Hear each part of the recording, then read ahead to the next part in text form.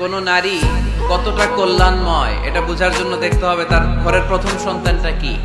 প্রথম সন্তান যদি কন্যা হয় ওই ঘরে বরকত দেয় কে? কিন্তু আমরা অনেকে কন্যা হলে খুশি হতে চাই না, আছে না নাই? এগুলো জাহেলদের স্বভাব, জাহিলিয়াতের অভ্যেস। ছেলে হইলে অনেক খুশি, এলাকার সবাই মিষ্টি খাওয়ায়। মেয়ে হইলে চেহারাটার বাংলা পাসের মতো এরকম করে ফেলায়, আছে না নাই? না, ছেলে দেয় কে? মেয়ে দেয় কে? আবার ছেলে মেয়ে দুইটাই দেয় কে? আবার অনেককে ছেলেও দেয় না, মেয়েও দেয় না, তিনি কে? এজন্য ছেলে মেয়ে এটা আল্লাহর দান।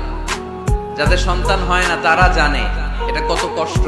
অনেকে আমাকে পার্সোনালি বলে, দোয়া চায় হুজুর, 15 বছর বিয়ে করেছি, সন্তান হয় না, দোয়া করবেন। দোয়া করি এদের জন্য। এদের অন্তরে অনেক জ্বালা। একটা মেয়ের জীবনের সবচেয়ে বড় পাওয়া, সে মা ডাক শুনবে। মা হওয়ার তার বড় শখ। এজন্য মায়ের মর্যাদা 3 বার, মা মা মা, তারপর বাবা। মান আহাক্কু বিহুসনি সাহাবাতি ইয়া রাসূলুল্লাহ, আল্লাহর রাসূল সবচেয়ে ভালো আচরণ কার সাথে করব? তোমার মায়ের সাথে। তারপর মায়ের সাথে, তারপর বাবার সাথে। তার মানে ইসলাম মাকে দিয়েছে গোল্ড মেডেল। কি মেডেল? তারপর মাকে দিয়েছে সিলভারের মেডেল, ঠিক কি না? এরপর ইসলাম মাকে দিয়েছে ব্রোঞ্জ মেডেল, আর বাবাকে দিয়েছে সান্ত্বনা পুরস্কার।